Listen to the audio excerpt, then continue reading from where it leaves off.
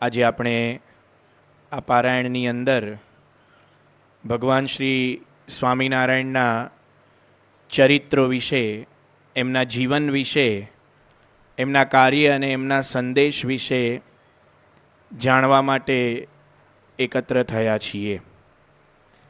શરૂઆત આપણે ભગવાન શ્રી સ્વામિનારાયણના જ એક એવા વિશિષ્ટ ચરિત્રથી કરીએ. ભગવાન સ્વામિનારાયણ ગઢડામાં વિરાજમાન હતા. આપણને સૌને ખ્યાલ છે કે અયોધ્યા બાજુ છપૈયા ગામમાં પ્રગટીને 7 વર્ષથી વધારે સમય વન વિચરણ કરીને ગુજરાતમાં ભગવાન સ્વામિનારાયણ સ્થાયી થયા હતા. ધર્મધુરા ધારણ કરીને 30 વર્ષ સુધી ગઢપુરને તેઓએ પોતાના કાર્યનું કેન્દ્રબિંદુ, પોતાના નિવાસનું કેન્દ્રબિંદુ બનાવ્યું હતું. આમ તો તેઓ સમગ્ર ગુજરાતમાં પરિભ્રમણ કરતા રહેતા, પણ ગઢપુરમાં તેમનો વિશેષ વાસ રહેતો. સૌરાષ્ટ્રના આ નાનકડા ગામ ગઢપુરના એવા ભાગ્ય પવિત્ર ભૂમિ કે ત્યાં તેને ભગવાનનો આવો યોગ થયો. ભગવાન સ્વામિનારાયણના પરમહંસ સદગુરુ મુક્તાનંદ સ્વામી હતા. મુક્તાનંદ સ્વામીની વાત આપણે સત્સંગમાં ઘણીવાર સાંભળી છે. ખૂબ જ મુમુક્ષુ જીવ. ભગવાન સ્વામિનારાયણ જ્યારે સર્વપ્રથમ ગુજરાતમાં આવ્યા ત્યારે મુક્તાનંદ સ્વામીને તેઓ મળ્યા હતા. મુક્તાનંદ સ્વામીના શિષ્ય સુખાનંદ સ્વામીએ તેમને વાવ ઉપર બેઠેલા લોજ ગામમાં જોયા. આશ્રમમાં મુક્તાનંદ સ્વામીને વાત કરી કે આવા એક પવિત્ર વર્ણી કે જેમના દર્શનથી અમારું મન આકર્ષિત થઈ જાય છે. રામાનંદ સ્વામી આપણા ગુરુ, એમના સિવાય કોઈને જોઈને અમારા મનમાં આટલું આકર્ષણ થતું નથી, પણ આ વર્ણીને જોઈને આકર્ષણ થયું. તો મુક્તાનંદ સ્વામીને પણ આશ્ચર્ય થયું. વર્ણીને, મુક્તાનંદ સ્વામીને વર્ણી બંનેનું મિલન થાય છે અને મુક્તાનંદ સ્વામી વર્ણીના ગુણોથી આકર્ષાય છે. એ નીલકંઠ વર્ણીને પોતાના આશ્રમમાં રાખે છે. રામાનંદ સ્વામીને જ્યારે નીલકંઠ વર્ણી મળે છે ત્યારે રામાનંદ સ્વામીને નીલકંઠ વર્ણીમાં, માત્ર 19-20 વર્ષના આ યુવાન નીલકંઠ વર્ણીમાં પોતાના ભાવિ સૂત્રધાર દેખાય છે. વર્ષોથી રામાનંદ સ્વામી ધર્મનો ઉપદેશ કરતા હતા ગુજરાતમાં. એમના ઘણા બધા શિષ્યો હતા. મુક્તાનંદ સ્વામી એમાંના વરિષ્ઠ શિષ્ય હતા. સ્વામિનારાયણ ભગવાનથી લગભગ 20-25 વર્ષ એમની આયુષ્ય વધારે હતી, મોટી ઉંમરના હતા. પણ રામાનંદ સ્વામીએ જ્યારે સ્વામિનારાયણ ભગવાનની ઓળખાણ કરાવી, પોતાના ઉત્તરાધિકારી તરીકે તેમને ધર્મધુરા સોંપી, ત્યારે મુક્તાનંદ સ્વામીએ સહજ ભાવે રામાનંદ સ્વામીના આ નિર્ણયને વધાવીને સ્વામિનારાયણ ભગવાનને પોતાના ઈષ્ટદેવ તરીકે સ્વીકારી લીધા હતા. એટલા માટે જ મુક્તાનંદ સ્વામીએ એ વખતે જે ભગવાન સ્વામિનારાયણની આરતી લખી હતી, પુરુષોત્તમ પ્રગટનું જે દર્શન કરશે કાળ કર્મથી છૂટી, આવી બધી વાતો લખી હતી.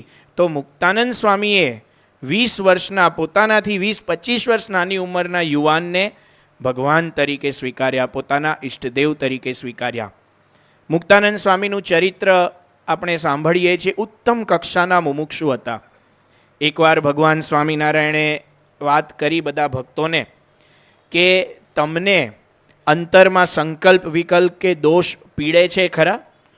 અંતરમાં કંઈક પ્રશ્ન થતો હોય, મૂંઝવણ થતી હોય કે પછી મનમાં તમને કંઈક ખામી ડંખતી હોય, ત્યારે બધા ભક્તો, ગામડાના ભક્તો, એ વખતની જમાનાની અંદર એ બધા ભક્તો ભગવાનના સંબંધે આનંદમગ્ન રહેતા, પ્રાપ્તિના કેફમાં રાચતા. એમને કહ્યું કે મહારાજ, તમે મળ્યા પછી દોષ શેના અને ખામી શેની અને અંતરમાં ઘાટ શેના થાય? બસ અમે તો આપને યાદ કર્યા કરીએ છીએ. અને મહારાજે મુક્તાનંદ સ્વામીને પૂછ્યું તો મુક્તાનંદ સ્વામીએ કહ્યું કે આ રજનો મુઠ્ઠો ભરીએ અને એમાં જેટલા રજકણ હોય ને એટલા ઘાટ અંતરમાં થાય છે. હવે આમ જુઓ તો આપણને શું લાગે, પણ અંતરદ્રષ્ટિ કરવાની સૂઝ દરેક સાધકમાં કે દરેક મુમુક્ષુમાં હોતી નથી. મુક્તાનંદ સ્વામી એવા ઉત્તમ કક્ષાના મુમુક્ષુ હતા. આધ્યાત્મિક માર્ગે અલ્પ જેટલી ખામી પણ એમને ખટકતી. સામાન્ય માણસ હોય એને તો ખામીઓ ચલાવી લેવાય, આમાં હું આવે, કાંઈ વાંધો ના આવે. 2 ઘડી આપણે ટીવીની અંદર કંઈક દ્રશ્ય જોયું ને આપણને એ મજા આવી ગઈ, એ ટીવીના દ્રશ્યમાં કે મોબાઈલની અંદર કોઈક એવી રીલ જોઈને આપણા મનમાં ગલગલિયા થઈ ગયા, આપણને ખૂંચે નહીં કે આ કંઈક ખોટું થઈ ગયું. પણ મુક્તાનંદ સ્વામીને અંતરમાં એવો ડંખ રહેતો, અલ્પ જેટલો દોષ કે જે દોષને આપણે ગણકારીએ પણ નહીં, એ દોષને પણ મુક્તાનંદ સ્વામી મોટું સ્વરૂપ આપતા. આજે આપણે પૂજ્ય ડૉક્ટર સ્વામીની વાત સાંભળીએ છીએ, એમના જીવનમાં પણ આવી અંતરદ્રષ્ટિ સતત છે. તો મુક્તાનંદ સ્વામી આવા અંતરદ્રષ્ટિયુક્ત સંત હતા. એમને એક વખત આવી અંતરદ્રષ્ટિથી કેટલીક અશાંતિ થઈ, મૂંઝવણ થઈ. એમની મૂંઝવણ અને આપણી મૂંઝવણમાં ફેર હોય. આપણને મૂંઝવણ થાય ત્યારે આ ગરમી થાય છે ને, એટલે આપણને મૂંઝવણ થાય કે આ એસી કેમ નથી કરતા હોલમાં. ઘરમાં તો આપણે એસીમાં ટેવાયેલા હોઈએ, હવે તો બધાના ઘરમાં એસી આવી ગયા. પછી આપણને મૂંઝવણ થાય આપણા દેહને લીધે, આપણને મૂંઝવણ થાય આપણા શારીરિક કષ્ટને લીધે, માનસિક કષ્ટને લીધે. કોઈ આપણું કહ્યું ના કરે તો આપણને મૂંઝવણ થાય. મુક્તાનંદ સ્વામીની મૂંઝવણ જુદી હતી. અંતરના ઘાટ એમના વચનામૃતની અંદર આપણે પ્રશ્નો સાંભળીએ છીએ તો કેટલા સૂક્ષ્મ પ્રશ્નો પૂછ્યા છે. મહારાજ કંઈક વાત કરે કે આવી રીતે બધાના અંગ હોય ને ભગવાનના ભક્તે કરું તો તરત મુક્તાનંદ સ્વામી પ્રશ્ન પૂછે કે મહારાજ એવી ભક્તિ આપણા જીવનમાં કેવી રીતે આવે, એવું અંગ અમારા જીવનમાં કેવી રીતે પડે. મહારાજે મુક્તાનંદ સ્વામીને ક્રોધની વાત કરી. મુક્તાનંદ સ્વામીએ કહ્યું કે લગીરે ક્રોધની ચટકી આવી જાય પણ તરત એ ક્રોધ શમી જાય. અને એ ક્રોધની ચટકી આવે પણ ક્યારે? કે જ્યારે કોઈક સત્સંગમાં આગો પાછો થતો હોય અને સત્સંગનું બગાડતો હોય ત્યારે થઈ આવે કે આ કેમ આવું કરે છે. એને મુક્તાનંદ સ્વામી ક્રોધ ગણતા. આપણે તો એને ક્રોધ જ નથી ગણતા. અને તરત શમી જાય. પછી મહારાજે બધી વાત કરી ત્યારે મુક્તાનંદ સ્વામી કહ્યું કે મહારાજ આ એક લગીરે ક્રોધ થઈ આવે છે ને તરત શમી જાય છે, એવું પણ ન થાય એના માટે શું સાધના કરવી. આ એમનું લેવલ હતું. અને આપણને તો ક્રોધ આવે તો બરાબર છે, એટલો તો ગુસ્સો કરવો જ પડે ને. આજના જમાનાના ઘણા વાલીઓ પાસેથી આપણે સાંભળીએ, અત્યારના જમાનાના વાલીઓને તો બહુ આવી વાલી જાગૃતિની વાતો સાંભળીને અંતરદ્રષ્ટિ થઈ હોય. પણ આજથી 10-20 વર્ષ પહેલાંના વાલીઓને કે સ્વામી આ અમારો નૈડો છે ને એને લાફો જ મારવો પડે ને એના પર ઠાલવવો જ પડે, ગુસ્સો તો જ સીધા થાય, બાકી કોઈને ગાંઠે નહીં. એટલે આપણને ઘણીવાર ક્રોધ ઉપયોગી લાગે છે. મુક્તાનંદ સ્વામી આવી અંતરદ્રષ્ટિવાળા હતા. એવા જ એક પ્રસંગે એમને અશાંતિ થઈ. શ્રીજી મહારાજ પાસે આવ્યા. શ્રીજી મહારાજ પાસે બેઠા અને મહારાજને કહ્યું કે મહારાજ અંતરમાં અશાંતિ વર્તે છે, સમજાતું નથી શેને લીધે અશાંતિ વર્તે છે, શું થયું, શું કરવું કંઈ સમજાતું નથી. મહારાજે મુક્તાનંદ સ્વામીની વાત સાંભળી અને શ્રીજી મહારાજે ચાલુ કર્યું કે મુક્તાનંદ સ્વામી તમને ખબર છે અમે અયોધ્યાની પાસે છપૈયામાં પ્રગટ્યા. ત્યાં અમે છપૈયામાં અમારા મિત્રો હતા, એમની સાથે રમતા. પીપળાના ઝાડ ઉપર ચડીને અમે પશ્ચિમ દિશામાં મુમુક્ષુઓ સામે દ્રષ્ટિ કરી. અમારા માતા પિતા ધર્મદેવને અમે સુખ આપ્યું, ભક્તિ માતાને અમે સુખ આપ્યું. અમે આવી રીતે ત્યાં ખેતરમાં રખોપું કરવા જતા તો ચકલાઓને સમાધિ કરાવી દેતા. પેલો માછીમાર હતો, એ માછલા મારતો તો અમારું હૃદય કંપી ગયું. અમે માછીમારને ઉપદેશ આપ્યો. મહારાજ આ બધા બાળ ચરિત્રોની વાતો કરવા લાગ્યા. મુક્તાનંદ સ્વામીને થયું કે મહારાજ કંઈક સમજ્યા નથી લાગતા. એટલે મુક્તાનંદ સ્વામીએ થોડું સાંભળી લીધું.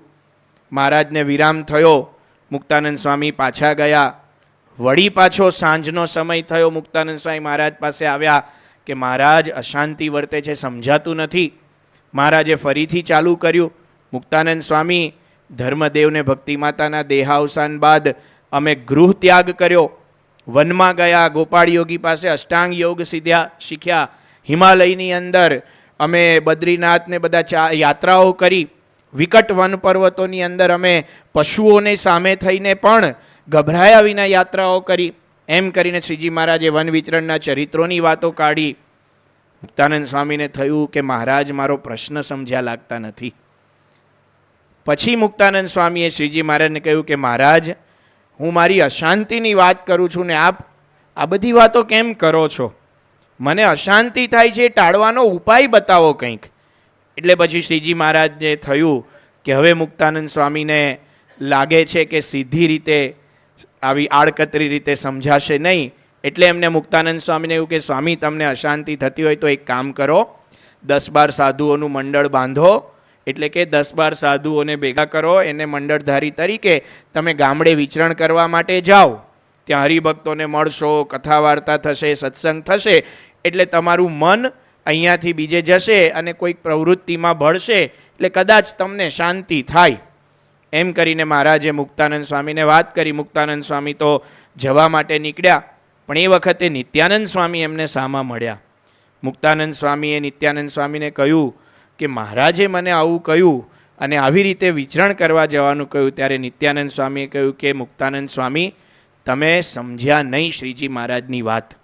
મુક્તાનંદ સ્વામી કે શું સમજ્યા નહીં? નિત્યાનંદ સ્વામી શાસ્ત્રોના ભણેલા હતા, વિદ્વાન હતા, વેદ પુરાણના જ્ઞાતા હતા. નિત્યાનંદ સ્વામીએ મુક્તાનંદ સ્વામીને વાત કરી કે વેદ વ્યાસજીને જ્યારે અશાંતિ થઈ ત્યારે નારદજીએ શો ઉપાય બતાવ્યો હતો? મુક્તાનંદ સ્વામીને પણ ભાગવતનું જ્ઞાન હતું. એમણે કહ્યું કે વેદ વ્યાસજીને નારદજીએ કહ્યું હતું કે તમે ભગવાનના ચરિત્રો લખો, ભગવાનના ચરિત્રોમાં વૃત્તિ જોડો. અત્યાર સુધી તમે ઘણા બધા જ્ઞાનની વાતો કરી, અત્યાર સુધી તમે ઇતિહાસ લખ્યા, પુરાણ લખ્યા, અને એની અંદર કંઈક બધા એ સમયની પરિસ્થિતિનું, એ સમયના લોકજીવનનું, એ સમયની આધ્યાત્મિક દશાનું એનું બધું વર્ણન કર્યું. પણ પ્રગટ ભગવાન અત્યારે શ્રી કૃષ્ણચંદ્ર છે, એમના ચરિત્રોને જોઈએ એવા મહિમાથી તમે લખ્યા નથી. એ લખો તો તમને શાંતિ થશે. અને પછી વ્યાસજીએ શ્રીમદ ભાગવત પુરાણની રચના કરી. મુક્તાનંદ સ્વામીને તરત જ ક્લિક થઈ. તરત જ એમને થયું કે અરે રે, મહારાજ તો મને આ સમજાવવા માગતા હતા. નિત્યાનંદ સ્વામીએ કહ્યું સાચી વાત છે, શાંતિ તો પ્રત્યક્ષ ભગવાનના ચરિત્રોમાં છે. એમના ચરિત્રોનો જે આનંદ છે એનું શ્રવણ કરવામાં, એનું મનન કરવામાં, એનું ચિંતન કરવામાં, એ આનંદ, એનાથી શાંતિ થાય છે અને એ શાંતિ શાશ્વત શાંતિ રહે છે. તો ભગવાનના ચરિત્રો, શ્રીજી મહારાજે પોતાના ચરિત્ર દ્વારા સમજાવ્યું કે જ્યારે આપણા જીવનમાં ભગવાન આવે ત્યારે ભગવાનના ચરિત્રોનું શ્રવણ કરીએ, મનન કરીએ, એના ઉપર વિચાર કરીએ, એમાં ઊંડા ઉતરીએ, તો એનાથી આપણા અંતરમાં શાંતિ થાય છે. કેવળ શાંતિ શા માટે? વચનામૃતની અંદર તો શ્રીજી મહારાજે આપણને સમજાવ્યું કે જેને આધ્યાત્મિક માર્ગે કાંઈ સમજણ ના પડતી હોય એને ભગવાનના ચરિત્રોને વિશે મનને જોડી મૂકવું. એક ચરિત્રનો ઘાટ શમે ને બીજા ચરિત્રનો ઘાટ કરવો, એમ કરીને શ્રીજી મહારાજે પ્રથમના 38ના વચનામૃતમાં બધું વર્ણન કર્યું છે કેવી રીતે ભગવાનના ચરિત્રોની સ્મૃતિ કરવી. અને ત્યાં શ્રીજી મહારાજે પેલું ભૂતને વાંસડાનું દ્રષ્ટાંત આપ્યું છે.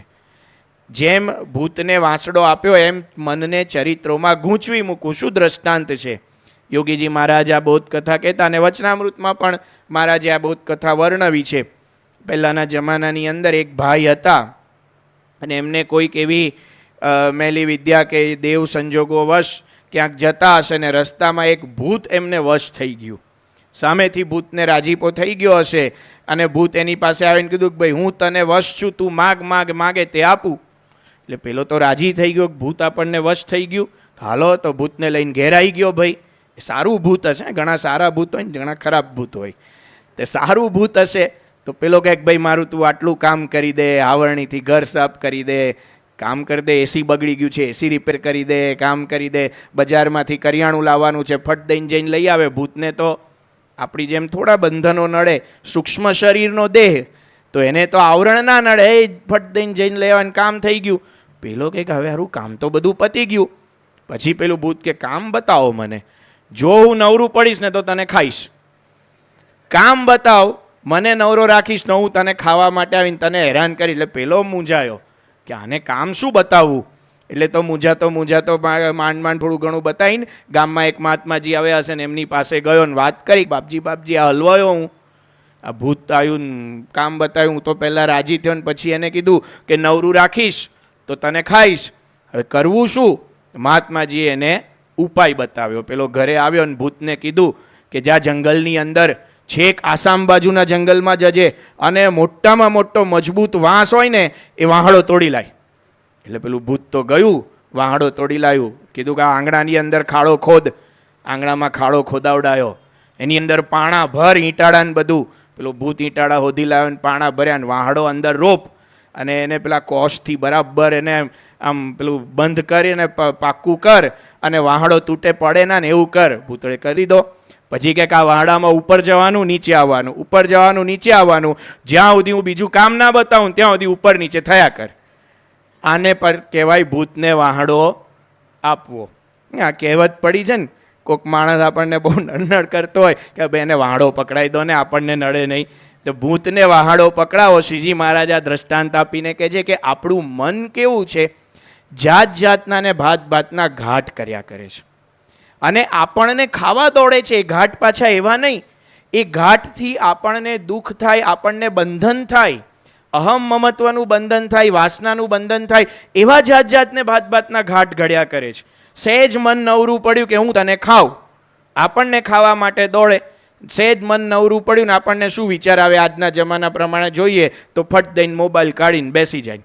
અને મોબાઈલની અંદર શું આવે, યુટ્યુબમાં પેલી 30-30 મિનિટની વિડીયો હોય ને, ઇન્સ્ટાગ્રામમાં 30-30 સેકન્ડની વિડીયો હોય ને, ફેસબુકમાં કંઈક જાત જાતનું ભાત ભાતનું લખાણ આવતું હોય ને, વોટ્સએપના સ્ટેટસની અંદર બધા મેસેજો બધા આવતા હોય, એ ખોલીને જોયા. સહેજ નવરું પડ્યું, આ બધો કચરો આપણા મનમાં આપણે નાખીએ છીએ. આપણે અંતરદ્રષ્ટિ કરીએ તો આપણને સમજાય કે આ જે બધું આપણે નવરાશના ટાઈમમાં કરીએ છીએ અથવા તો નવરાશના ટાઈમમાં આપણું મન આપણી પાસે જે ક્રિયાઓ કરાવે છે એનાથી આપણને શું લાભ થાય છે? કશો જ લાભ નથી થતો. પણ આપણું મન છે એ આપણને આવી બધી ક્રિયાઓમાં દોરી જાય છે. અમારા નારાયણ મુનિ સ્વામી સમજાવે છે આપણું મન કેવું છે, આપણને ઉલ્લુ જ બનાવે છે. પિક્ચર જોતા હોય અથવા તો આમ અંદર કંઈક જોતા હોય ને એક ભાઈ હોય ને એક બેન હોય, એ બંને એકબીજા પ્રત્યે લાગણી થઈ ગઈ હોય એટલે કોઈક પ્રેમ ગીત ગાય નાચતા કૂદતા. પણ આશ્ચર્ય શું છે ખબર છે, એની પાછળ એવું દ્રશ્ય હોય કે બીજા 10-12 જણા નાચતા હોય વગર મફતના, કોઈક બગીચાની અંદર કે કોઈક રોડ ઉપર. હવે જિંદગીમાં કોઈ દિવસ વાસ્તવિકતામાં આપણે આવું દ્રશ્ય જોયું કે આ રોડ ઉપર આપણે જતા હોઈએ ને 2 જણાને પ્રેમ થઈ ગયો હોય ને એ 2 જણા તો પ્રેમની અભિવ્યક્તિ કરીને નૃત્ય કરતા હોય ને એની પાછળ બીજા વગર મફતના 30 જણા પોતાની રિક્ષા કે પોતાનું બાઇક કે પોતાનું જવાનું ગઈને નાચતા હોય. તદ્દન અવાસ્તવિક ઘટના છે ને, તો પણ આપણું મન એ અવાસ્તવિક ઘટનાને જોઈને આપણને આનંદની અનુભૂતિ કરાવશે અને આપણું મન એમાં ખેંચાશે. પણ એનું જે બંધન થશે એનાથી આપણા મનમાં જે સંસ્કારો પડશે, આપણી જે વાસનાઓના બીજ ઉદય થશે એ વાસ્તવિક છે. એ આપણને જન્મ મરણના ચક્રાવામાં લઈ જાય છે. હું તને ખાઉં, ભૂત નવરું પડ્યું પેલાને ખાવાયું, એમ મન આપણને આ રીતે ખાય છે, આપણને સમજાતું નથી. જાત જાતને બાતની ચિંતા કે દુનિયામાં શું થશે ને અમેરિકાની અંદર હવે તો બધું આવું થઈ ગયું છે ને આમ ટેરિફ આવ્યો ને આમ વિઝા નથી થતા ને આ બાજુ યુદ્ધ થયું ને આ બાજુ યુદ્ધ થયું. કામ વિનાની આપણે ચિંતા, મન આપણને આ બધી ચિંતા કરાવે છે ને ખાય છે. એ મનને વાંસળો આપવાનો એટલે કે શ્રીજી મહારાજ સમજાવે છે કે મનને ભગવાનના ચરિત્રોમાં સતત ગૂંચવી રાખવું. આપણે સહેજ નવરા પડ્યા નથી કે આપણા હાથમાં ભગવાન સ્વામિનારાયણના જીવન ચરિત્રનો ગ્રંથ આવે. પ્રમુખ સ્વામી મહારાજના 9 ભાગ 10 ભાગ પ્રકાશિત થઈ ગયા, બીજા 2 થવાના છે, એ આપણે મૂકી રાખીએ, એ આપણે વાંચીએ તો આપણું મન આમાં ગૂંચવાઈ રહે. ભગવાનના ચરિત્રોની અંદર જેટલું આપણા મનને ગૂંચવીશું એટલી આપણા મનમાં ને આપણા જીવનમાં શાંતિ થશે. પણ જો આપણા મનને નવરું રાખીશું તો મન પાસે ઉપાય છે જ આપણને ખાવાનો. તો એ ચરિત્રો દ્વારા આપણા મનને શાંતિ થાય છે. એ વાત ભગવાન સ્વામિનારાયણે અહીંયા સમજાવી. પ્રથમના 38ના વચનામૃતમાં એમણે આ વાત કરી, તો પ્રથમના 3જા વચનામૃતમાં તો એનાથી ઊંચી વાત કરી દીધી કે જેને ભગવાનની મૂર્તિ અંતરમાં અખંડ દેખાતી હોય એને પણ ભગવાને જે જે ચરિત્રો કર્યા છે એ ચરિત્રોને સંભાળી રાખવા. તો મહારાજે આ પણ સમજાવ્યું આપણને કે ઉચ્ચ આધ્યાત્મિક સ્થિતિ થઈ હોય તો પણ ભગવાનના ચરિત્રોને સંભાળવા આપણને દેખાય છે. આપણા ગુરુવરી મહંત સ્વામી મહારાજ, પ્રમુખ સ્વામી મહારાજ, એમના જીવન આપણે જોયા છે. અખંડ ભગવાનની સ્મૃતિ ચરિત્રોની અંદર પોતાના સ્વામિનારાયણ ભગવાન હોય, શાસ્ત્રીજી મહારાજના ચરિત્રો, મહંત સ્વામી મહારાજનો આખો દિવસ અખંડ આવી રીતે ચરિત્રોની સ્મૃતિમાં વીતે છે. કોઈ જ પ્રકારની આડી અવડી વાતો નહીં, કેવળ ભગવાન અને ભગવાનના ચરિત્રો આપણને જણાવતા જાય અને એના વિચારમાં તલ્લીન રહેતા હોય. તો એ લોકો પણ આવી ઉચ્ચ આધ્યાત્મિક સ્થિતિ ધરાવનારા આપણા ગુરુવર્યો પણ આપણને એમના ઉપદેશથી શીખવાડે. પ્રમુખ સ્વામી મહારાજને ત્યાં ઓપરેશન માટે લઈ ગયા હતા, એન્જિયોપ્લાસ્ટી કરવાની હતી મુંબઈમાં, અને ટેબલ પર એમને સુવાડ્યા. બધું વિધિ પતી ગઈ ને પછી પૂછ્યું કે બાપા આપ તો ટેબલ પર બેઠા ને તરત સૂઈ ગયા હતા. બાપા કે હું સૂઈ નહોતો ગયો, હું તો આંખ મીચીને શાસ્ત્રીજી મહારાજે મને દીક્ષા આપી અક્ષરદેરીમાં એ પ્રસંગની સ્મૃતિ કરતો હતો. પ્રમુખ સ્વામી મહારાજને માથામાં દુખાવો હતો અને એ વખતે માથાનું કંઈક સ્કેનિંગ કરવાનું હતું બ્રેનનું. ડૉક્ટરો પાસે લઈ ગયા અને ડૉક્ટરો બધું સ્કેનિંગ કરતા હતા. એમણે કહ્યું કે બાપા આપ કોઈ વિચાર ન કરો, તમારા મનને એકદમ વિચાર શૂન્ય બનાવી દો, શાંત કરી દો.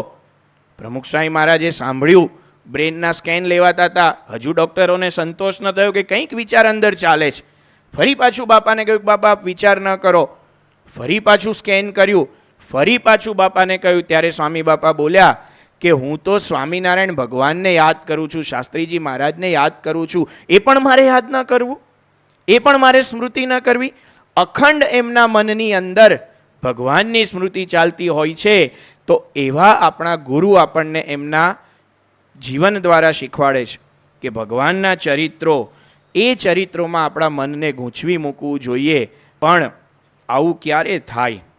ભગવાનના ચરિત્રોમાં આપણું મન ત્યારે જ રહે કે જ્યારે આપણે ભગવાનના ચરિત્રોને જોવાની યોગ્ય દ્રષ્ટિ કેળવીએ. ભગવાનના ચરિત્રોને જાણવાની, સમજવાની એક ભક્ત તરીકેની શ્રદ્ધા દ્રષ્ટિ આપણા જીવનમાં કેળવાય તો આપણે આ ભગવાનના ચરિત્રોમાં આપણું મન જાળવી શકીએ અને એનો લાભ આપણને થાય. કેવળ ભગવાનના ચરિત્રોને યાદ કરવાથી કે પછી આ રીતે ઘટના બની હતી એ ઘટનાને જોવાથી લાભ ન થાય. એની પાછળ એનો મહિમા સમજવો પડે કે આ સાક્ષાત ભગવાન સ્વામિનારાયણનું ચરિત્ર છે, કંઈ બીજા કોઈ વ્યક્તિનું કે પછી આ દુનિયાના સાધારણ માણસનું ચરિત્ર નથી. કારણ કે દુનિયાની અંદર મનુષ્યો ઘણા બધા પ્રકારના હોય છે, માણસની વિચારસરણી ઘણા બધા પ્રકારની હોય છે. ભગવાન જ્યારે પૃથ્વી ઉપર પધારે છે, ભગવાન જ્યારે અવતાર ધારણ કરે છે, ત્યારે ભગવાનના ચરિત્રોને જોવાની દ્રષ્ટિ પ્રત્યેક વ્યક્તિએ બદલાતી હોય છે. 3 પ્રકારની દ્રષ્ટિથી કેટલાક લોકો કે સમાજની અંદર ભગવાનના ચરિત્રોને જોવામાં આવે છે. સૌથી પહેલી દ્રષ્ટિ તો આપણે જેની વાત કરી રહ્યા છીએ એ છે શ્રદ્ધા અને ભક્તિયુક્ત દ્રષ્ટિ. શ્રદ્ધાપૂર્વક દ્રષ્ટિ, શ્રદ્ધાયુક્ત દ્રષ્ટિ જે ભગવાન સ્વામિનારાયણના ચરિત્ર ગ્રંથોની અંદર એમના સમકાલીન સંતો ભક્તોની દ્રષ્ટિ હતી. જેમને જેમને પ્રતીતિ આવી હતી, જેમને જેમને અનુભૂતિ થઈ હતી, એ દરેકે ભગવાન સ્વામિનારાયણના ચરિત્રોને આ શ્રદ્ધા અને ભક્તિ સહિત વર્ણન કર્યા છે. એમના ચરિત્રોને શ્રદ્ધા અને ભક્તિ સાથે નિહાળ્યા છે, માણ્યા છે અને પોતાની નોંધ કરીને બીજા સુધી પાસ કર્યા છે, ભવિષ્યની પેઢી સુધી આગળ વધાર્યા છે.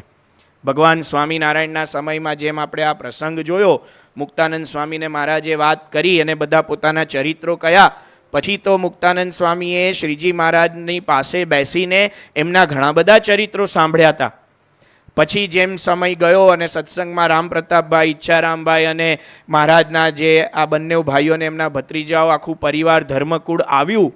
ધર્મકુળ પાસેથી પણ સંતો ભક્તો મહારાજની લીલા સાંભળતા. વન વિચરણની અંદર જ્યારે શ્રીજી મહારાજ નીલકંઠ વર્ણી સ્વરૂપે હતા ત્યારે એમને મળેલા કેટલાક સંન્યાસીઓ ગુજરાતમાં આવીને પરમહંસ બન્યા હતા. જયરામદાસની વાત આપણે સાંભળીએ છીએ, એ પણ ગુજરાતમાં આવ્યા હતા અને મહારાજે એમને દીક્ષા આપીને સાધુ બનાવ્યા હતા. તો આવા બધા વ્યક્તિઓ પાસેથી મુક્તાનંદ સ્વામી, અદ્ભુતાનંદ સ્વામી, આધારાનંદ સ્વામી મુક્તાનંદ સ્વામીના શિષ્ય હતા. એમને મુક્તાનંદ સ્વામીએ જે બધી નોંધ કરી હતી શ્રીજી મહારાજના ચરિત્રોની, એ નોંધના આધારે હરિચરિત્રામૃત સાગર નામનો વિશાળ ગ્રંથ રચ્યો છે. 1 લાખ બધી અંદર પંક્તિઓ કહેવાય એને આપણે દોહરા કે છંદ કહીએ. 1 લાખ પંક્તિઓનો વિશાળ ગ્રંથ છે. એની અંદર શ્રીજી મહારાજના ચરિત્રોનું એકદમ વિસ્તૃતિકરણથી વર્ણન કરવામાં આવ્યું છે.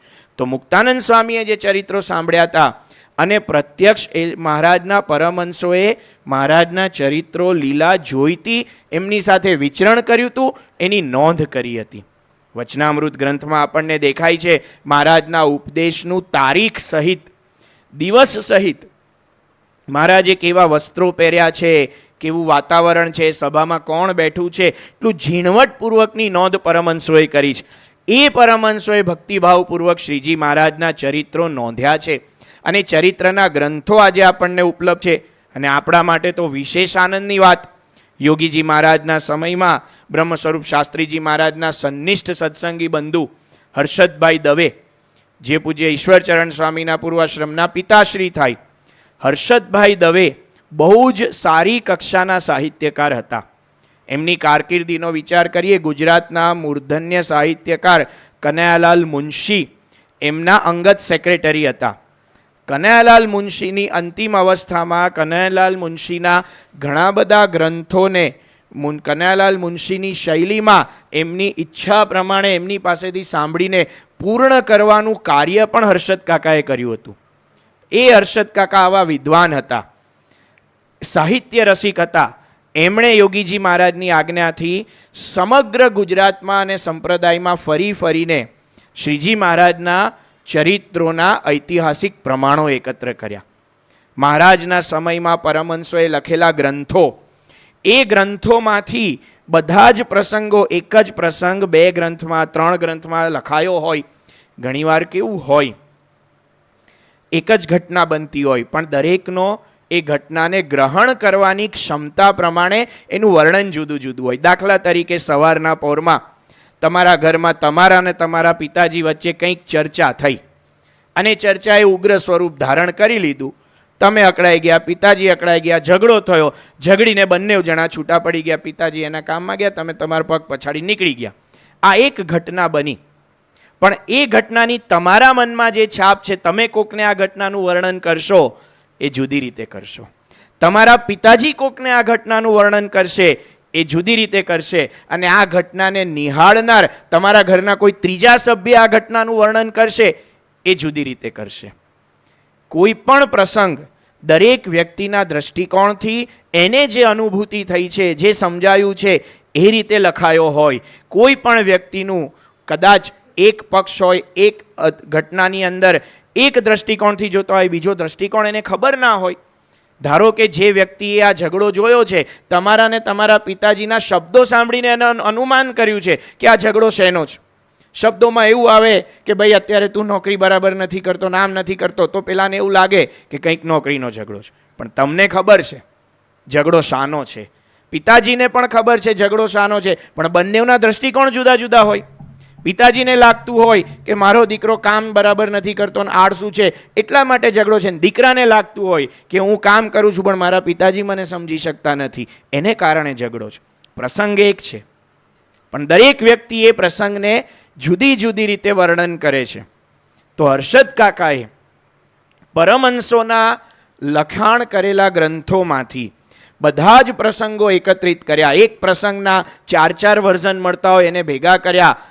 એ સ્થાન ઉપર ગયા, ત્યાંના જૂના જૂના હરિભક્તોને મળ્યા, ત્યાંના શિલાલેખો તપાસ્યા અને એક ઐતિહાસિક પ્રમાણભૂતતા સાથે ભગવાન સ્વામિનારાયણના ચરિત્રોને 5 વિશાળ ગ્રંથોમાં લેખન કર્યું. જે ભગવાન સ્વામિનારાયણનું વિસ્તૃત જીવન ચરિત્ર આજે સમગ્ર સંપ્રદાયમાં ક્રોનોલોજીમાં, એટલે કે ક્રમબદ્ધ પ્રમાણે ભગવાન સ્વામિનારાયણના જીવન ક્રમ પ્રમાણે એમનું ચરિત્ર લખાયું હોય તો આ પહેલું ને છેલ્લું છે. હજુ સુધી આ પ્રકારના સંશોધન કાર્ય સાથે લખાયેલો, ઐતિહાસિક પ્રમાણો સાથે લખાયેલો બીજો કોઈ ગ્રંથ સંપ્રદાયના ઇતિહાસમાં મળતો નથી પરમહંસોના ગ્રંથો સિવાય. પરમહંસોએ તો પ્રત્યક્ષ જોયેલું લખ્યું છે, એમના ગ્રંથો તો સર્વશ્રેષ્ઠ પ્રમાણભૂત ગણાય. તો એક ભગવાન સ્વામિનારાયણના જીવન વિશે ઉપલબ્ધ સાહિત્ય, ઉપલબ્ધ ગ્રંથોમાં એક આ સાહિત્ય છે જે શ્રદ્ધા અને ભક્તિથી એમની આસપાસના ભક્ત સમાજે લખેલું છે. તો એને શ્રદ્ધાથી ચરિત્ર શ્રવણ કે ચરિત્ર લેખન થયું છે. બીજો એક વર્ગ છે ભગવાન સ્વામિનારાયણના ચરિત્રને, એમના કાર્યને, એમના જીવનને ઐતિહાસિક દ્રષ્ટિથી પણ લખાયેલું છે. એ સમયના અંગ્રેજ અધિકારીઓ ભારતની અંદર આપણને ખ્યાલ છે જ્યારે ભગવાન સ્વામિનારાયણ પધાર્યા ત્યારે અંગ્રેજી શાસનની શરૂઆત હતી.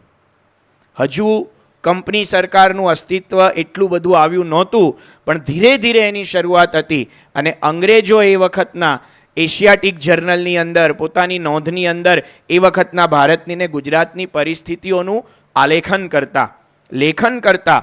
અને એ બધી નોંધની અંદર પણ ભગવાન સ્વામિનારાયણ વિશે બધી વાતો મળે છે, એમના ચરિત્રો વિશે, એમના પ્રસંગો વિશે બધી વાતો મળે છે અને એમના કાર્યની સરાહના કરવામાં આવી છે.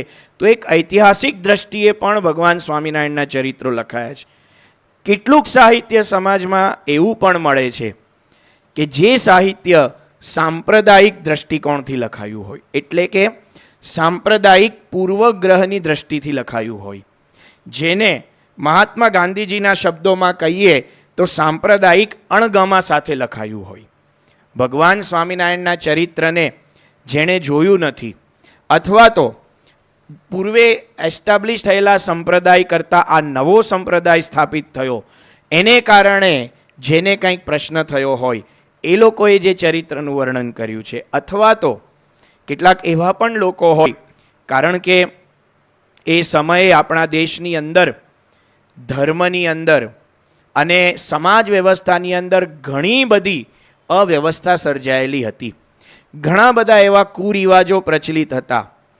અસ્પૃશ્યતાની વાત આપણે કરીએ, સતી પ્રથાની વાત આપણે કરીએ, બાળકીને દૂધ પીતી કરવાનો રિવાજ કરીએ, એ બધું આપણે સાંભળીએ છીએ. એ જમાનાની અંદર આની બધી ઘટનાઓ સમાજમાં બનતી, જેને કારણે કેટલોક વર્ગ એવો હતો કે જે હિન્દુ ધર્મને કેવળ આ જ દ્રષ્ટિકોણથી જોતો હતો. હિન્દુ ધર્મનું જે એસેન્સ છે, હિન્દુ ધર્મના વેદ ઉપનિષદનું જે જ્ઞાન છે, હિન્દુ ધર્મમાં જે અવતારો આ પૃથ્વી ઉપર આવે છે ને અવતારોનું જે અવતારી કાર્ય છે, એ કાર્યને પણ એ વર્ગ આ જુદા દ્રષ્ટિકોણથી નિહાળતો અને હિન્દુ ધર્મની ટીકા કરતું ઘણું સાહિત્ય લખાયું છે. એ શ્રેણીમાં ભગવાન સ્વામિનારાયણના જીવનને, સ્વામિનારાયણ સંપ્રદાયને અને એમના કાર્યની ટીકા કરતું સાહિત્ય પણ સમાજમાં મળે છે. આ ત્રણેય પ્રકારના સાહિત્ય મળે છે. પણ જ્યારે આપણે ભક્ત તરીકે, એક શ્રદ્ધાળુ તરીકે ભગવાન સ્વામિનારાયણના ચરિત્રને જોઈએ તો આપણને આપણા અંતરની પ્રતીતિ દ્રઢ થાય છે. અને એ પ્રતીતિ સાથે જ્યારે આપણે ચરિત્રનું શ્રવણ કરીએ છીએ, મનન કરીએ છીએ, ચિંતન કરીએ છીએ, ત્યારે એનું ફળ કંઈક જુદું હોય છે. એનું ફળ આપણને આ મળે છે એ અગત્યનું છે. આપણે કેવી ભાવનાથી કરીએ. સ્વામી વિવેકાનંદજી એક દ્રષ્ટાંત આપતા કે એક ગામમાં એક મંદિર બંધાતું હતું. મંદિરની અંદર ઘણા બધા કારીગરો કાર્ય કરતા હતા. એક સંત ત્યાંથી પસાર થયા. એમણે એક કારીગરને પૂછ્યું કે ભાઈ તું શું કરે છે? હા ભાઈ જુઓ ને, હવે આ પેટીયું રડવું પડે. આજના જમાનાની અંદર મહેનત કર્યા વિના કોણ કાંઈ આપે છે? મહેનત કરીએ છીએ, કંઈક ચણતર કામ થાય છે અને અમે ચણીએ છીએ અને રોજના પૈસા મળે જેનાથી ગુજરાન ચાલે છે. એક જણાએ આવી વાત કરી. સંત બીજા કારીગરને મળ્યા. એને પૂછ્યું કે ભાઈ આ તું શું કરી રહ્યો છે? એણે કહ્યું કે મારા જીવનમાં મારા બાપ દાદા તરફથી વારસામાં મળેલી કળા છે. હું ચણતર કામ જાણું છું, હું શિલ્પકામ જાણું છું, અને અહીંયા એક સ્થાપત્ય બની રહ્યું છે, એક મકાન બની રહ્યું છે, એમાં હું મારી કળાનું દાન આપું છું અને મારી કળાનો સાર્થક ઉપયોગ થાય એ કરું છું. અને એ સંત ત્રીજા વ્યક્તિને મળ્યા. એ પણ પેલા બેના જેવું જ કામ કરતો હતો, ચણતર કામ અને શિલ્પકામ. પણ ત્રીજા વ્યક્તિને જ્યારે સંતે પૂછ્યું કે તું શું કરે છે, ત્યારે એણે કહ્યું કે અહીંયા મારા ઈષ્ટદેવ ભગવાનનું મંદિર બની રહ્યું છે. એ મંદિર બાંધકામના કામમાં હું સેવા કરું છું, હું ભક્તિ કરું છું. જો ત્રણેયનું કાર્ય એક જ છે, પણ મનમાં ભાવના બદલાય તો પેલા સંતે કહ્યું કે તને આ કાર્યનું વધારે ફળ મળશે. અને સ્થૂળ રીતે પણ ત્રીજા વ્યક્તિને અંતરમાં જે આનંદ અને સંતોષ હતો, એવો આનંદ અને સંતોષ પેલા બીજા કે પહેલા વ્યક્તિને નહોતો. પહેલા વ્યક્તિને તો કંટાળો જ હતો કે ક્યાં માથે આવી પડ્યું કરવું પડે છે, એને તો બહુ જ લાગતું હતું. બીજા વ્યક્તિને એ કામ કદાચ બહુ જ નહોતું લાગતું, પણ એનો એટલો આનંદ નહોતો કે જે પેલા ભક્તિવાળાને હતો. તો આપણા મનની અંદર કેવી ભાવના છે એના આધારે આપણા આનંદનો અભિવ્યક્તિ થાય છે. તો ભગવાન સ્વામિનારાયણના ચરિત્રોને આ રીતે પણ આપણે શ્રદ્ધાથી, ભક્તિથી મૂલવવા જોઈએ. શ્રીજી મહારાજના ચરિત્રો વિશે ઘણા બધા ગ્રંથો લખાયા છે. ઘણી બધી વાતો થઈ છે. જેમ આપણે કહ્યું કે એમ ભારતની અંદર ત્રણેક પ્રકારના સાહિત્ય, ત્રણેય પ્રકારથી મહારાજના ચરિત્રોને થોડા થોડા અંશે લખવામાં આવ્યું છે. પણ શ્રીજી મહારાજના સમયમાં એક વાત નિશ્ચિત હતી કે એમની હયાતીમાં 3000થી વધુ પરમહંસ સંતોએ એમને ભગવાન તરીકે પૂજ્યા હતા. પરમહંસ સંતો કંઈ જેવા તેવા નહોતા, વિદ્વાન હતા, બુદ્ધિશાળી હતા, વિચક્ષણ હતા. 20 લાખથી વધુ ભક્તો તેમને પોતાના ઈષ્ટદેવ એમની હયાતીમાં માનતા, આજથી 250 વર્ષ પહેલા. તો એ શ્રીજી મહારાજનું ભગવાનપણું, એ શ્રીજી મહારાજનું અવતારીપણું આજે લાખો વ્યક્તિઓના જીવનમાં દ્રઢ છે. અને એની આપણને પ્રતીતિ છે. શ્રીજી મહારાજના સમયમાં કેટલા બધા પ્રસંગો આપણે સાંભળીએ છીએ કે અનેક લોકોને આવી પ્રતીતિ આવી હતી, અને આ પ્રતીતિને લઈને એ લોકો ભગવાન સ્વામિનારાયણના આશ્રિત બન્યા હતા, અને એમના જીવનની અંદર ઉત્સાહ અને ઉન્નતિ આવી હતી. શ્રીજી મહારાજના સમયનો એક પ્રસંગ પરમહંસોએ પોતાની નોંધમાં લખ્યો છે. લગભગ 1809ની સમયની આ વાત છે. શ્રીજી મહારાજ લોજમાં આવ્યા એના 8-10 વર્ષ પછીની વાત. મહારાજ આ બાજુ વહેલાલ બાજુના ગામોમાં વિચરણ કરતા હતા, અને કરતાં કરતાં એક ગામને પાદર શ્રીજી મહારાજ ગયા.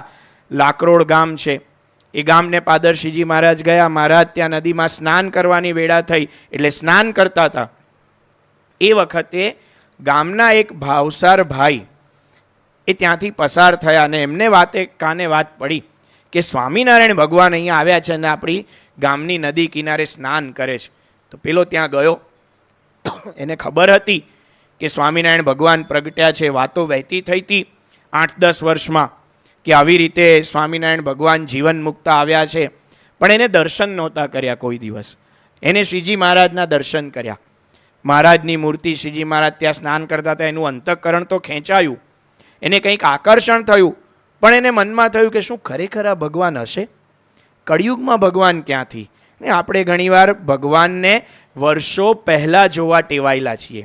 ને આજે ઘણા લોકો પ્રશ્ન કરે છે કે 200 વર્ષ પહેલાં તે કંઈ ભગવાનનો અવતાર થતો હોય, 200 વર્ષ પહેલાં થયા હોય એને તો કાંઈ ભગવાન કહેવાય, તો શું ભગવાન થવા માટે 5000 વર્ષ રાહ જોવી પડે? ભાઈ, કૃષ્ણ ભગવાન ભગવાન હતા. કૃષ્ણ ભગવાનના પ્રાગટ્યના 50 વર્ષ પછી પણ ભગવાન હતા, 200 વર્ષ પછી પણ ભગવાન હતા, 500 વર્ષ પછી પણ ભગવાન હતા, અને આજે 5000 વર્ષ પછી પણ ભગવાન હતા. એવું થોડું છે કે આજે જ કૃષ્ણ ભગવાન ભગવાન થયા અને પહેલાં ભગવાન નહોતા.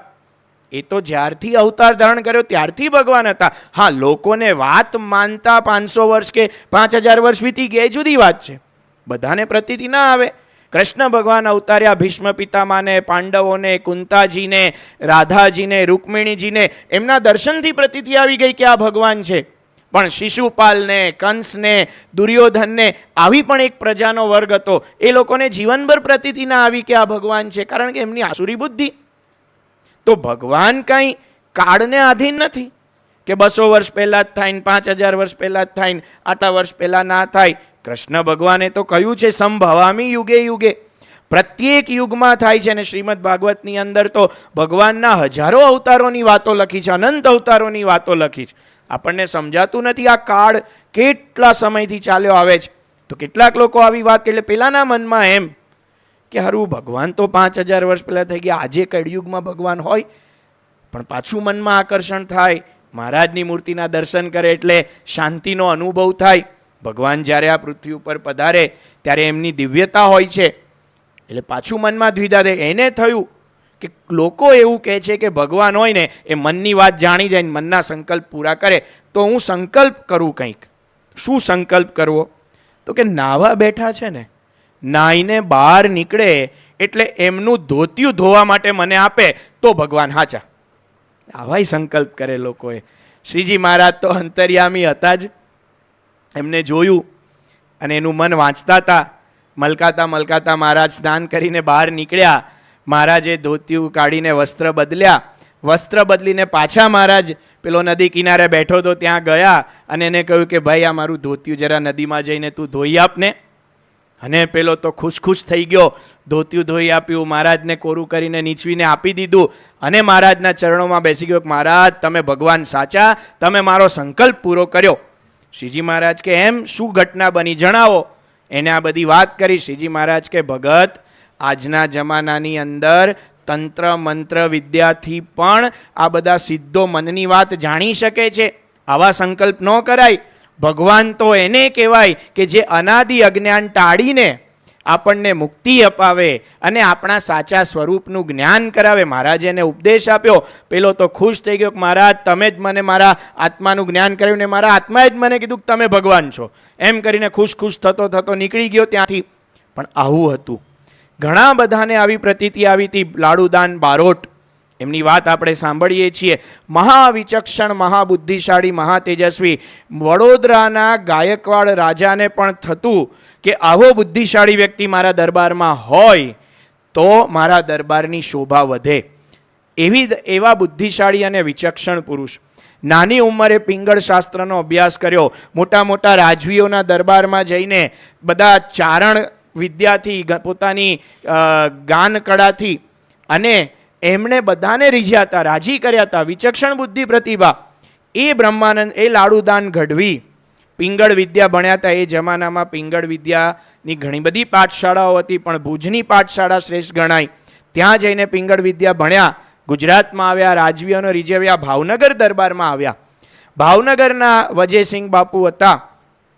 એમને લાડુદાનની કવિત્વ શક્તિ અને એમની બુદ્ધિ પ્રતિભાથી અંજાઈને લાડુદાનને સોનેથી મળવાનું નક્કી કર્યું.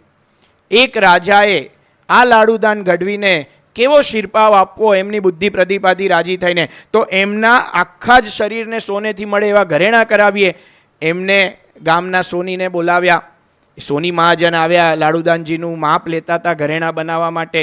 લાડુદાનજી જોઈ રહ્યા કે આ મહાજનના કપાળમાં કંઈક વિશિષ્ટ પ્રકારનો ચાંદલો છે, કંઈક વિશિષ્ટ પ્રકારનું ચિહ્ન છે. સ્વામિનારાયણ સંપ્રદાયનો તિલક ચાંદલો કર્યો હતો. લાડુદાનજીએ પૂછ્યું કે મહાજન આ શું છે કપાળમાં? અને મહારાજાને તક મળી ગઈ.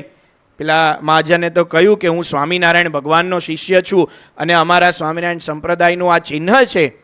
એની વાત કરી ત્યારે મહારાજાએ લાડુદાનજીને કહ્યું કે મારા રાજ્યમાં સ્વામિનારાયણ ભગવાન થઈને પૂજાય છે.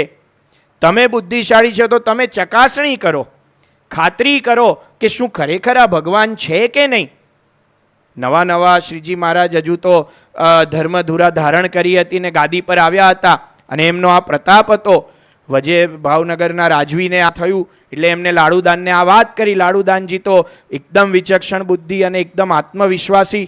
એમને થયું કે ચાલો હું ખાતરી કરું, ભગવાન હોય તો બરાબર છે, પણ ભગવાન ના હોય તો એની પોલ આમ ઉઘાડી પાડી દઉં. એમ કરીને નીકળ્યા ગઢડા જવા માટે. ગઢડા જતા જતા રસ્તામાં સંકલ્પ થયો કે આપણે ચકાસણી કેવી રીતે કરશું? ભગવાનની કોઈ પરીક્ષા તો હોતી નથી, કોઈ શાસ્ત્રમાં તો લખ્યું નથી ભગવાનની પરીક્ષા શું હોય. ભગવાન તો સ્વતંત્ર છે, ભગવાન તો સ્વયં પોતાની ઓળખાણ આપે ત્યારે ભગવાનની ઓળખાણ થાય. બાકી શાસ્ત્રમાં કાંઈ એવું નથી લખ્યું કે આમ કરે એને ભગવાન કે. હા, ભગવાનના લક્ષણો આવા હોય એવું લખ્યું છે કે જ્યારે ભગવાન પૃથ્વી ઉપર આવે ત્યારે આ રીતે વર્તે, ભગવાન પૃથ્વી ઉપર આવે ત્યારે મનુષ્ય ભાવ બતાવે, પણ એ મનુષ્ય ભાવમાં પણ દિવ્યતા હોય. લાડુદાનજી મૂંઝાયા અને એમને પણ આ જ વાત યાદ આવી કે ભગવાન અંતર્યામી હોય. હું સંકલ્પ કરું, મારા સંકલ્પ પૂરા કરે. એમને 4 સંકલ્પ કર્યા. મને નામથી બોલાવે ને મારી ઓળખાણ આપે. હવે સ્વામિનારાયણ ભગવાન ક્યાંથી ઓળખતા હશે એ જમાનામાં? કંઈ આજની જેમ સોશિયલ મીડિયા નહીં, ફોટા નહીં, ઇન્ટરનેટ નહીં. હજુ કેમેરાની શોધ પણ સ્વામિનારાયણ ભગવાન ધામમાં ગયા એના 5-6 વર્ષ પછી કેમેરો ભારતમાં આવ્યો હતો અને કેમેરાની શોધ થઈ હતી. ત્યાં સુધી કેમેરો જ નહોતો શોધાયો. એ જમાનાની અંદર કેવી રીતે ખબર પડે? આ બાજુ છેક ભુજમાંથી પિંગળ વિદ્યા ભણીને આવેલા અને ગઢડાના નાના ગામમાં સ્વામિનારાયણ ભગવાન રહેતા. એટલે પહેલો સંકલ્પ આ કર્યો કે મને ઓળખી જાય ને મારા નામથી બોલાવે. બીજો સંકલ્પ કર્યો કે એમના ગળામાં ગુલાબનો હાર હોય એ ગુલાબનો હાર મને પહેરાવે. લાડુદાનજીને થયું કે આ ઉનાળાનો સમય, ગઢડા જેવું સૌરાષ્ટ્રનું ગામ, ત્યાં વળી ગુલાબ કેવી રીતે બને? લાવો આપણે આવા અઘરજ સંકલ્પ કરીએ. ત્રીજો સંકલ્પ કર્યો કે એમના ચરણારવિંદ મને બતાવે અને એમાં મને 16 ચિહ્નના દર્શન કરાવે. શાસ્ત્રોમાં લખ્યું છે કે ભગવાન જ્યારે અવતાર ધારણ કરે ત્યારે એમના ચરણમાં 16 ચિહ્નો હોય છે. અમુક જગ્યાએ ચિહ્નોની સંખ્યા જુદી લખી છે, અમુક શાસ્ત્રોમાં આ બધા લક્ષણો લખ્યા છે કે ભગવાનનું મનુષ્ય રૂપ કેવું હોય, ભગવાન જે શરીર ધારણ કરે એ કેવું હોય. એ થોડું ઘણું એમને વાંચેલું તો કે 16 ચિહ્નના મને ચરણમાં દર્શન કરાવે. અને છેલ્લો સંકલ્પ રજૂ કર્યો કે કાળા વસ્ત્રની અંદર શ્રીમદ ભાગવતનો ગ્રંથ રાખીને એના ઉપર કથા કરતા હોય. સામાન્ય રીતે આપણે અહીંયા જોઈએ છે લાલ વસ્ત્રની અંદર ગ્રંથ હોય. આવા બધા સંકલ્પો કરીને ગઢડા પહોંચ્યા.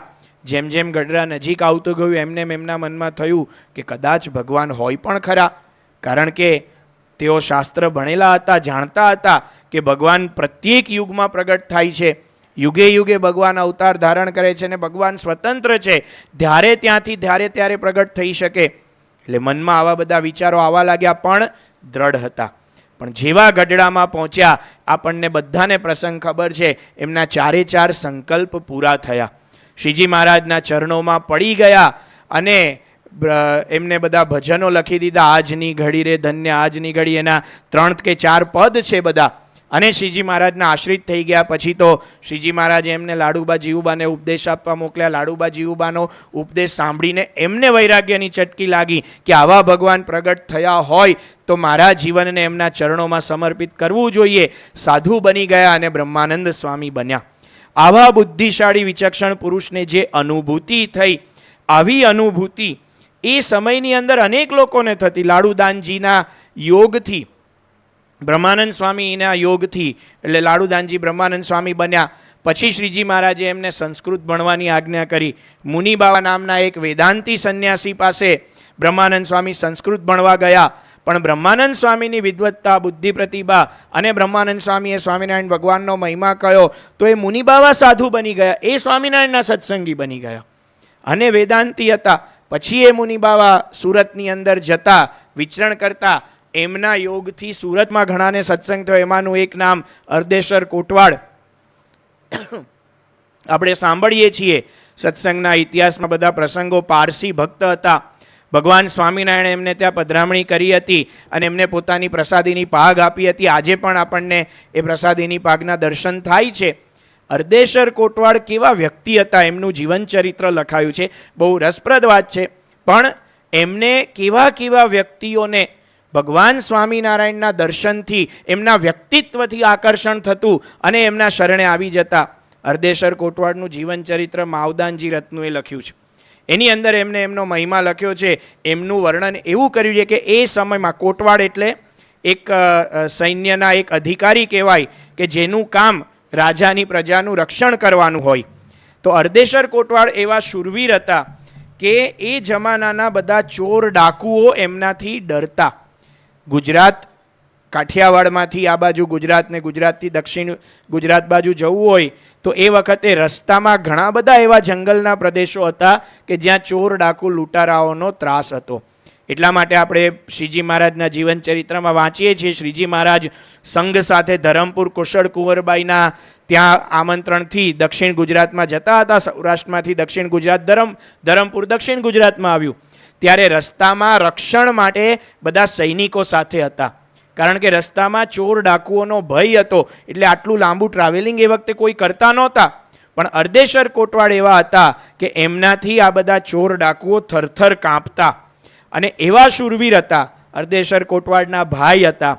આ માવદાનજી એમના જીવન ચરિત્રની અંદર એક પ્રસંગ લખે છે. એમના અર્દેશ્વર કોટવાડના જે ભાઈ હતા એમને એ વખતે સુરતનો છેલ્લો જે નવાબ હતો, શ્રીજી મહારાજનો જે સમય હતો એ સમય અંગ્રેજોનું આગમન અને એની પહેલાં નવાબની સત્તા અને મુસલમાન શાસનનો અસ્તકાળ હતો. તો સુરતનો છેલ્લો જે નવાબ હતો એ નવાબને અર્દેશ્વર કોટવાડના ભાઈ સાથે મિત્રતા હતી. એ બંને વચ્ચે દોસ્તી હતી એટલે આવન જાવન રહેતી.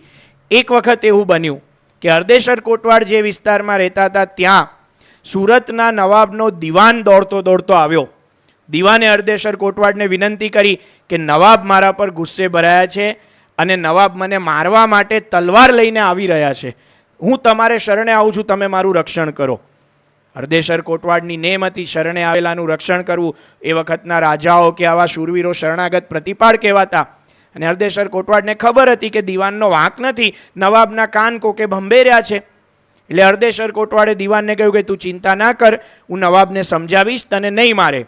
ત્યાં તો પેલા નવાબ એના રસાલા સાથે, સૈનિકો સાથે ખુલ્લી તલવારે અર્દેશ્વર કોટવાડ જ્યાં રહેતા હતા એ વિસ્તારમાં આવી ગયા.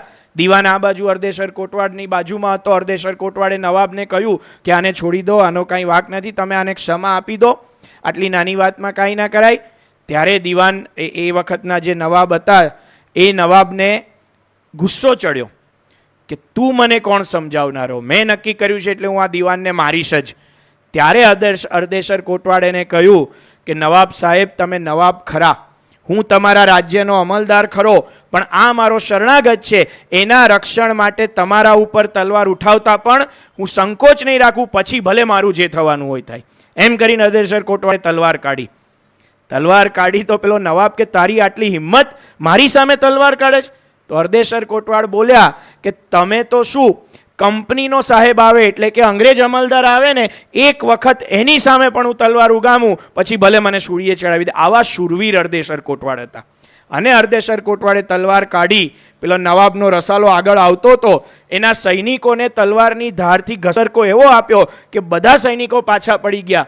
અને નવાબના એક અમલદારે નવાબને સમજાવ્યો કે નવાબ સાહેબ, આની સામે પડવા જેવું નથી, આ શૂરવીર માણસ છે, અહીંનો અમલદાર છે, લોકોમાં એની બહુ પ્રતિષ્ઠા છે, લોકો એના પક્ષમાં છે, આપણે અત્યારે બધું એ કેમ કરી નાખો. પછી નવાબ ઠંડો પડ્યો અને પાછો એના મહેલમાં જતો રહ્યો.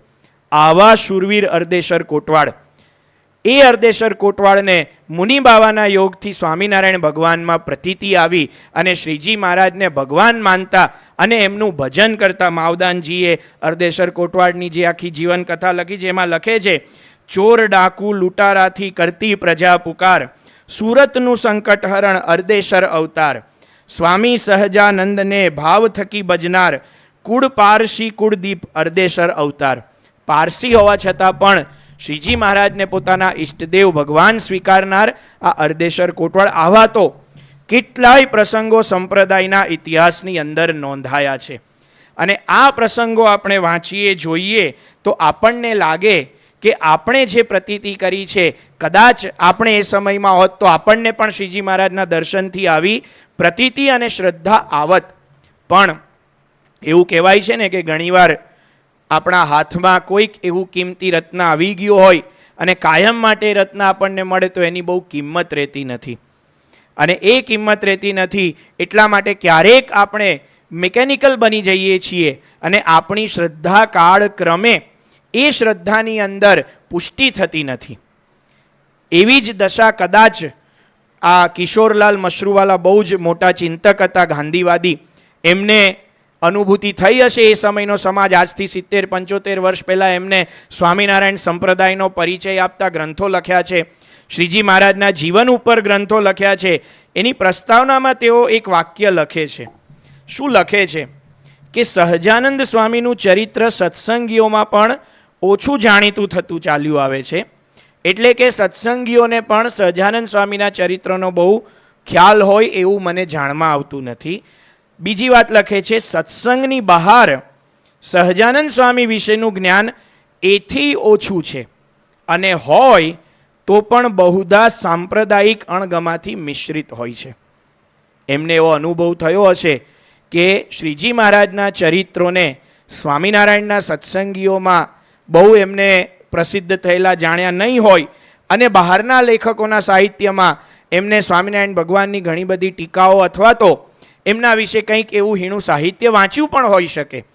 અમુક તો આપણને પણ ખબર છે, આજની તારીખે પણ ઘણા લોકો એવા સાહિત્યને આગળ ધરીને કંઈક એવી બધી ચર્ચાઓ કરતા હોય છે અને ભગવાન સ્વામિનારાયણ પ્રત્યે પોતાની અશ્રદ્ધાને અભિવ્યક્ત કરતા હોય છે. એવા જ એક સાહિત્યની વાત ગાંધીજીએ પોતાના ગ્રંથની અંદર કરી છે. ગાંધીજીએ ધર્મમંથન નામનો ગ્રંથ લખ્યો છે. એ ધર્મમંથન પ્રકાશિત કર્યો. એ ધર્મમંથનની અંદર એક પ્રકરણ ગાંધીજીએ એવું લખ્યું છે, હિન્દુ ધર્મ પર જોખમ.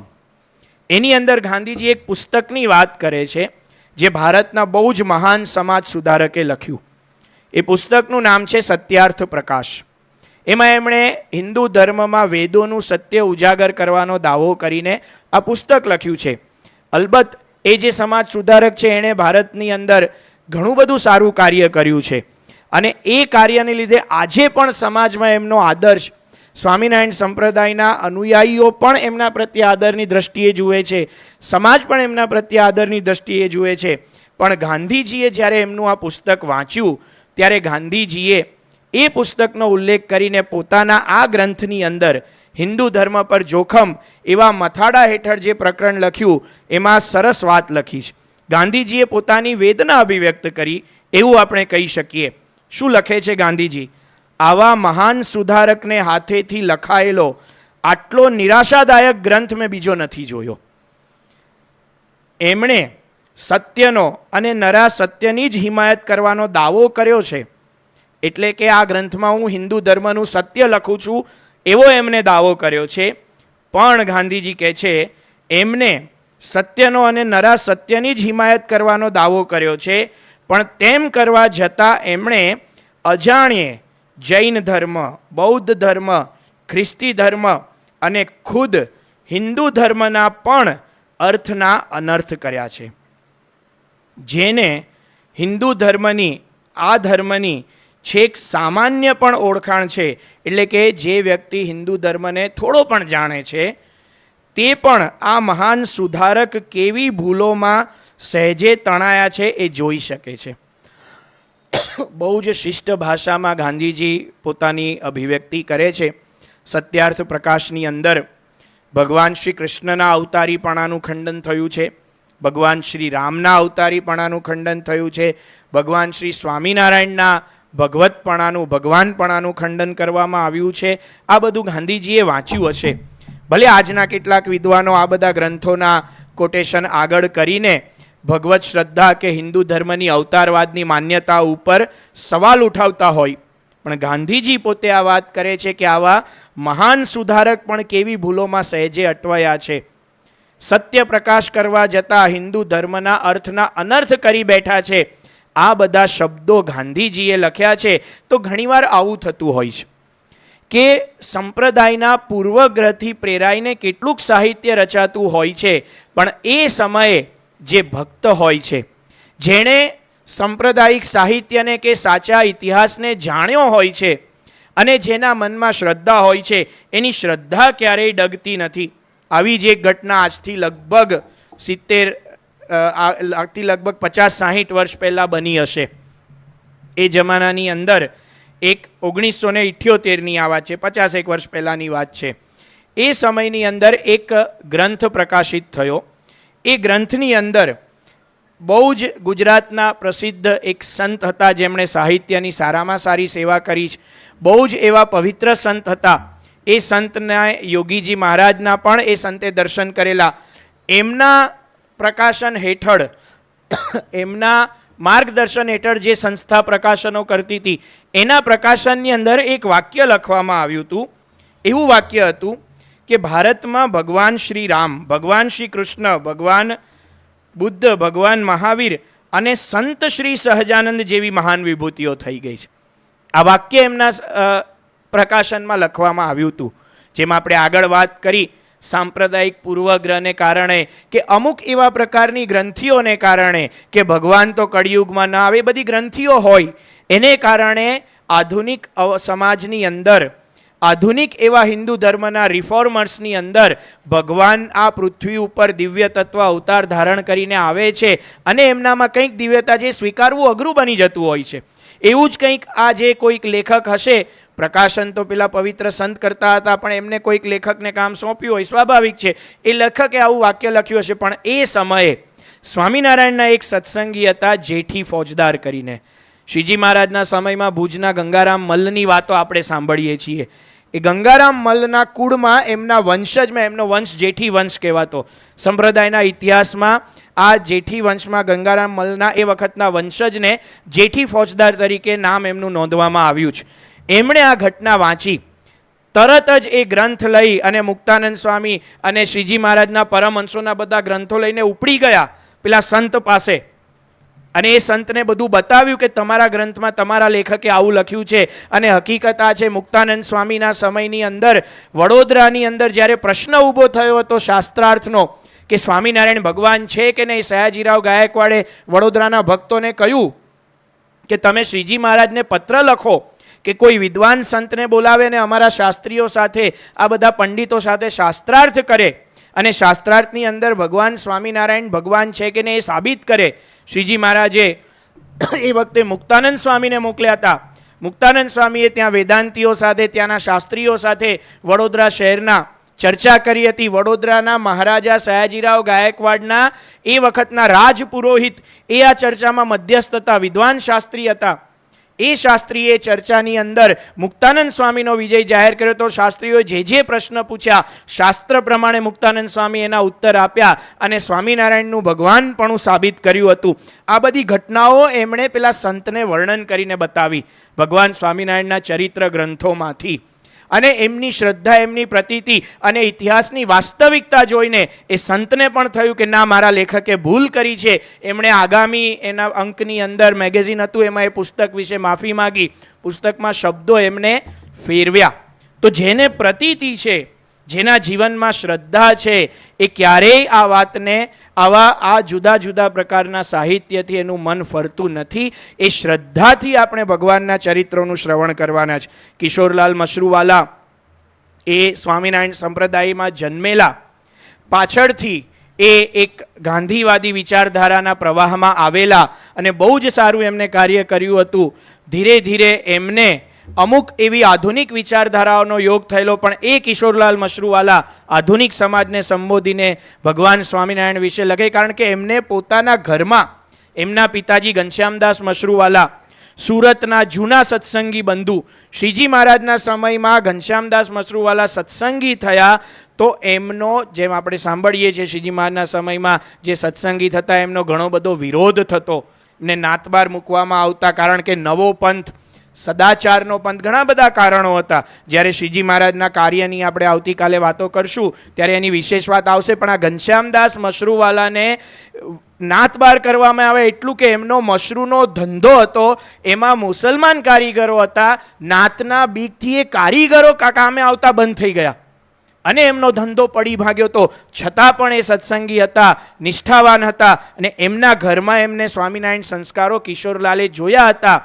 એ કિશોરલાલ કહે છે કે જો અવતારો પૃથ્વી ઉપર થતા હોય એવું કોઈને માનવું હોય, કદાચ કોઈને શ્રદ્ધા ના હોય પણ કોઈને એવું માનવું હોય તો ભગવાન સ્વામિનારાયણને બેશક અવતારની સંજ્ઞા આપી શકાય. આ શ્રદ્ધા આજે લાખો કરોડો સ્વામિનારાયણના અનુયાયીઓમાં જોવા મળે છે. એ શ્રદ્ધાનું કારણ છે ભગવાન સ્વામિનારાયણનું આ દિવ્ય વ્યક્તિત્વ, જેની અનુભૂતિ બ્રહ્માનંદ સ્વામીને થઈ હતી, જેનું અનુભૂતિ સામાન્ય ગામડાના ગરીબ માણસથી લઈ બ્રહ્માનંદ સ્વામી જેવા વિદ્વાનથી લઈ એ સમયના રાજવીઓને થઈ હતી. એની વિશેષ વાતો આપણે આવતીકાલે કરશું. પણ આજે છેલ્લે એક વાત કહીને આજની કથાને વિરામ આપીએ. ભગવાન સ્વામિનારાયણ આ પૃથ્વી ઉપર પ્રગટ્યા એ સમય વિશિષ્ટ સમય હતો. શ્રીજી મહારાજ 1781માં આ પૃથ્વી ઉપર પ્રગટ્યા અને 1801ની આસપાસ એમને ધર્મધુરા ધારણ કરી. કહેતા કે 19મી સદીનો આરંભ અને 18મી સદીનો અંત, આ બંનેનો જે આખો સમયગાળો હતો એ સમયગાળામાં તેમનું અવતરણ થયું છે એવું કહેવાય છે દુનિયાના ઇતિહાસમાં. આજે 19મી સદીનો આરંભ અને 18મી સદીનો અંત એ ઘણી બધી રીતે દુનિયાના ઇતિહાસમાં એક વિશિષ્ટ સમયગાળો છે. શા માટે આ સમયગાળાને વિશિષ્ટ સમયગાળો કહેવામાં આવે છે? કારણ કે એને વિશ્વનો ક્રાંતિકાળ ગણવામાં આવે છે. વિશ્વમાં ઘણી બધી ક્રાંતિઓ, ઘણા બધા નવસર્જનો આ સમયગાળામાં થયા છે. એક ઇતિહાસની દ્રષ્ટિએ આપણે થોડો વિચાર કરીએ તો એ સમય ઔદ્યોગિક ક્રાંતિનો હતો. ઈસવીસન 1780 શ્રીજી મહારાજના જન્મના 1 વર્ષ પહેલાં જેમ્સ વોટે ઇંગ્લેન્ડની અંદર વરાળ યંત્રની શોધ કરી. આ વરાળ યંત્રના શોધથી જ ઇંગ્લેન્ડની અંદર કાપડની મિલો હોય કે રેલવે હોય કે ઉદ્યોગોનું સામ્રાજ્ય વધ્યું અને એક ઔદ્યોગિક ક્રાંતિની વિશ્વમાં શરૂઆત થઈ. જે ઇતિહાસ ભણ્યા હશે એને ખ્યાલ હશે કે વિશ્વનો આ સમયગાળો ઔદ્યોગિક ક્રાંતિનો ગણાય છે. રાજકીય ક્રાંતિ એ સમયગાળામાં ઘણી બધી થઈ હતી. ઈસવીસન 1776થી 1784 આ વર્ષો દરમિયાન અમેરિકાની અંદર સ્વાતંત્ર્યની ચળવળ થઈ અને યુકેની ગુલામીમાંથી અથવા તો યુકેના આધિપત્યમાંથી આપણે કહીએ એક સ્વતંત્ર રાજ્ય તરીકે અમેરિકાનો જન્મ થાય એની બધી ચળવળો થઈ. ફ્રાન્સની અંદર પણ 1789માં રાજાશાહીનો અંત આવ્યો અને લોકશાહીની સ્થાપના થઈ. ભારતની અંદર પણ 1773ની અંદર પ્રથમ અંગ્રેજ ગવર્નરની કંપની સરકારે નિમણૂક કરી. દરેક ક્ષેત્રની અંદર અવનવા પરિવર્તનો આવતા, અવનવી ક્રાંતિઓ આવતી. એ ક્રાંતિના સમયની અંદર આપણે કહી શકીએ કે ભગવાન સ્વામિનારાયણ એક આધ્યાત્મિક ક્રાંતિ સર્જવા માટે આ પૃથ્વી ઉપર આવ્યા. વેદોની અંદર, ઉપનિષદોની અંદર, શાસ્ત્રોની અંદર જે જ્ઞાન હતું બ્રહ્મ અને પરબ્રહ્મનું જ્ઞાન, એ જ્ઞાનને સમજવામાં મોટા મોટા ગોથું ખાઈ ગયા હતા. એ જ્ઞાનને યથાર્થપણે સમજાવવા માટે શ્રીજી મહારાજ એક આધ્યાત્મિક ક્રાંતિનું મિશન લઈને આ પૃથ્વી ઉપર પધાર્યા. આ બંને સદીના સંધિકાળે જે શ્રીજી મહારાજ આ પૃથ્વી ઉપર આવ્યા છે અને આ ક્રાંતિનું કાર્ય, એક આધ્યાત્મિક ક્રાંતિનું કાર્ય શ્રીજી મહારાજે કેવી રીતે કર્યું અને એ કાર્યનો આજના ગુજરાતના સમાજમાં કે આજના ભારતીય સમાજમાં કે આજના હિન્દુ સમાજમાં કેવી અસર છે, એની વિશેષ વાતો આપણે આવતીકાલ અને પછીના સત્રમાં જોઈશું. ત્યાં સુધી આજની કથાને વિરામ આપીએ. શ્રી સ્વામિનારાયણ ભગવાનની જય.